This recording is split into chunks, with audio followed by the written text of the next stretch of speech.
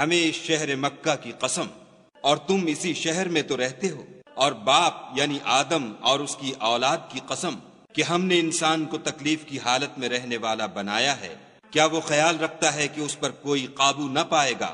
کہتا ہے کہ میں نے بہت سا مال برباد کر دیا، کیا اسے یہ گمان ہے کہ اس کو کسی نے دیکھا نہیں؟ بھلا ہم نے اس کو 2 آنکھیں نہیں دیں، اور زبان اور 2 ہونٹ نہیں دیے؟ یہ چیزیں بھی دیں، اور اس کو خیر و شر کے دونوں رستے بھی دکھا دیے، مگر وہ گھاٹی پر سے ہو کر نہ گزرا۔ اور تم کیا سمجھے کہ گھاٹی کیا ہے؟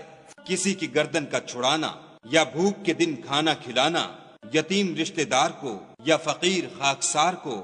پھر ان لوگوں میں بھی داخل ہوا جو ایمان لائے اور صبر کی نصیحت اور لوگوں پر شفقت کرنے کی وصیت کرتے رہے، یہی لوگ صاحب سعادت ہیں۔